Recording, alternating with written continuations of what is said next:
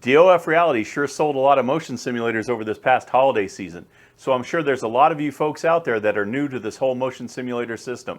So I'm going to share with you my tips and tricks for maintaining my DOF Reality H6. Stick around if you want to see more.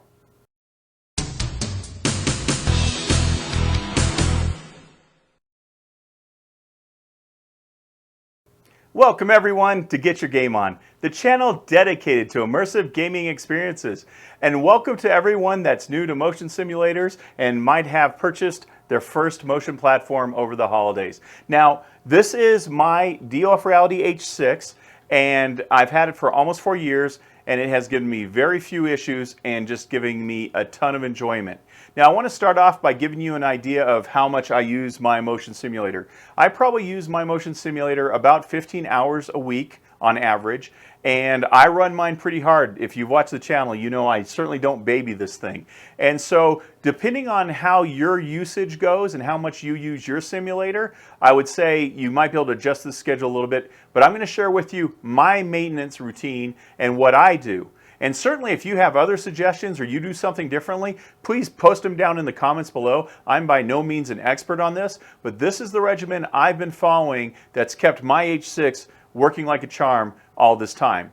So I want to start off by reminding everyone this is a mechanical device. And just like all mechanical devices, they need to be maintained and they will wear certain parts. So you want to keep an eye on it and have some preventative maintenance to ensure that your motion simulator lasts for as long as you need it to. That being said, the maintenance for any DOF Reality motion platform is very simple and it's very easy. So it's by no means anything to worry about or to keep you from experiencing such an amazing immersive experience like a motion simulator. So I want to start off, all you new folks out there, one of the most important things that I can recommend to you is when you first build your motion platform, I would say after using it for a couple of weeks, go back and check all the bolts. Make sure all the bolts on the motion simulator are still tight, because that's probably the one time where things might move or loosen up more than any other time is when you first built it. So take a couple weeks and use it, get it moving around, but definitely go back and check all the bolts and make sure everything's tight. That'll just give you the peace of mind. And you just have to do that the first time you build it. You never have to worry about doing it every 2 weeks after that. So let's talk a little bit about my maintenance regime and what I do. So I basically have a 6-month program and then I have a 1-year program.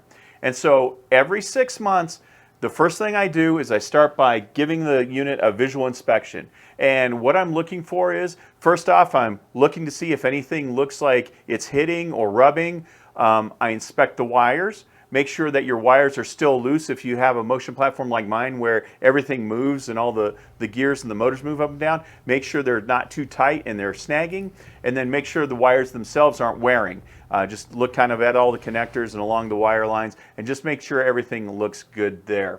In addition to that, I take a good look around under the motors and on the floor, and I make sure I'm not seeing any metal shavings or any problems like that.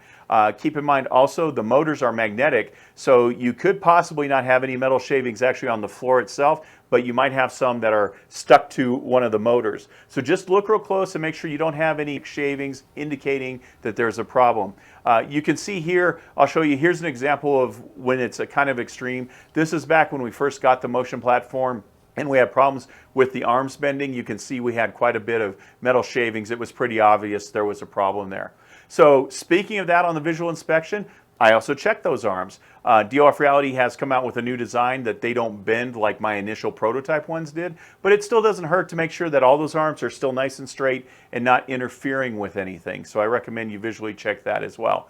And then the last thing I do is I visually check the bolts. So a little trick from the race car days, once you have all the bolts tight, if you draw a line between the nut and the head of the bolt, it'll give you a nice quick visual reference to make sure that that nut is not coming back. So I'll visually inspect that, just make sure all those lines are still in place and nothing has moved there. So that's the start of my visual inspection.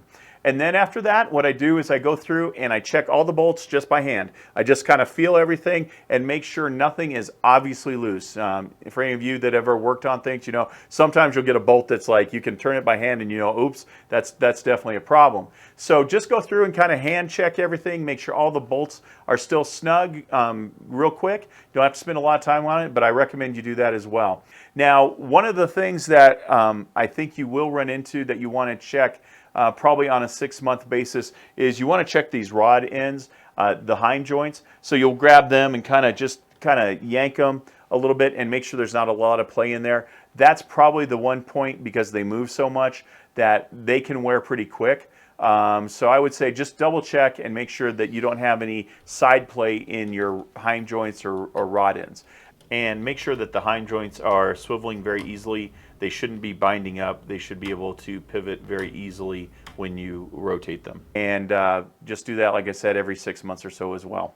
The other thing I do is I check the emergency brake button. I always check this. A lot of people, you know, install it and never try it. So every 6 months, I just push that button down and make sure the unit stops whenever I hit the emergency brake. So that would be my other recommendation at a 6-month basis. So those are really the important checks that I do. And then the only maintenance I really do every 6 months is I take some silicone spray and I lubricate all the gear drive shafts, all the screw drives, and make sure they have a nice coat of lubrication on them. I prefer silicone spray. It's lighter.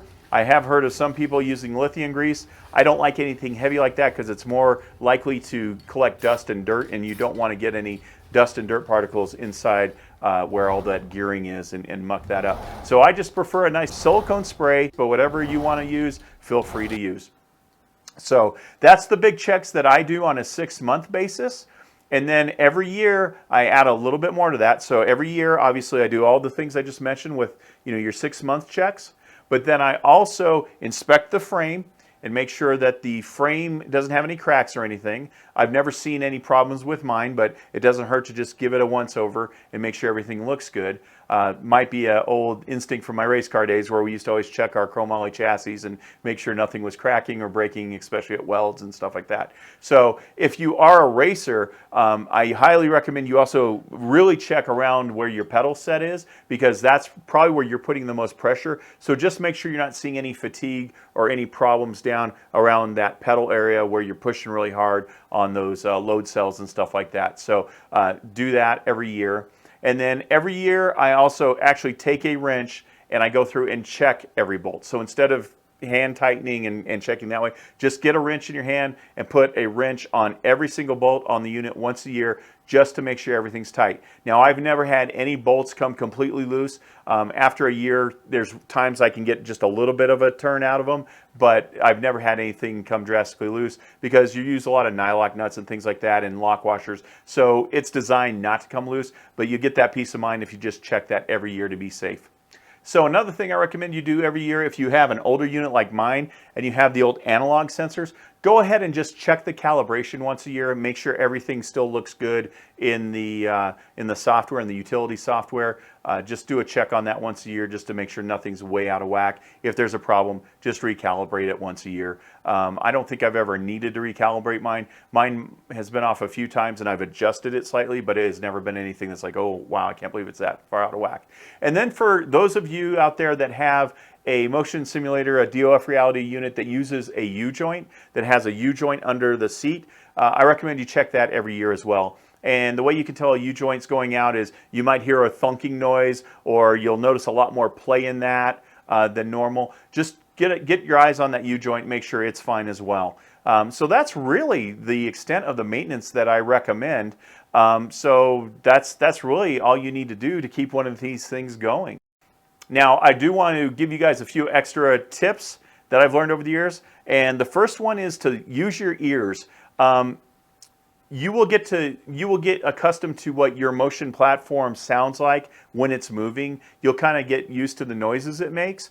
And listening to it as you're riding on it, you want to hear for any odd noises or any new sounds that haven't been there before, because that's your first line of defense to indicate there's something wrong, especially if you're in VR, because you don't have any eyes on anything. So use your ears and listen for any unique new sounds that your rig might be making, and if it sounds like something that shouldn't be there, get somebody over to help you either inspect while you're using it or use the test utilities to get it to move on its own, whatever it takes. But that's an indicator to you that there might be something going wrong and you might want to spend a little bit of time looking into it. And then one last recommendation I have for you that doesn't really have anything to do with the motion platform itself, but has to do with your HOTAS, your joysticks, and your throttles. These aren't really designed to be moved around. They're not like a item that you build for a car where they're designed for all that motion and vibration. So I recommend probably about every year, go through and double check that all your screws and bolts that are holding not only your HOTAS to the mount, but also make sure that the bolts and screws that are holding the HOTAS together are still nice and tight. I had an interesting experience on this rig the last time I checked it. I basically looked down at the floor and I had a very small bolt that was sticking down on the floor, and I was looking going, what is this to? Because it didn't match anything out of the motion rig. Well, it turned out it was a bolt out of my Warthog joystick, and it had just worked its way loose over the years and fallen out. So give that a little check every once in a while. Make sure all your bolts stay tight. If you do run into a bolt or a screw that seems to be coming loose quite a bit, I recommend using just a drop of blue Loctite. Make sure it's blue, not red. Put a little drop of blue Loctite on whatever's giving you trouble. That should be enough to keep that thing in place and avoid having anything coming loose when you don't want it to. So that's my recommendation for y'all. I hope this helps some of you out there. Again, if you have any other suggestions, please hit them in the comments below. And if you are new to motion simulators and you're interested in one of these, I want to remind everybody, if you want to help the channel out, we do have affiliate links for the DOF Reality motion platforms. They're down in the description below, and it certainly helps the channel out and doesn't cost you anything extra to use those. So I'd appreciate that very much. If you are thinking about purchasing a DOF Reality motion platform, please use our links. It really helps us out and lets us continue to make content like this. So that's what I have for you guys this time around. I hope you guys enjoyed it, found it informative, and until next time, remember to get your game on.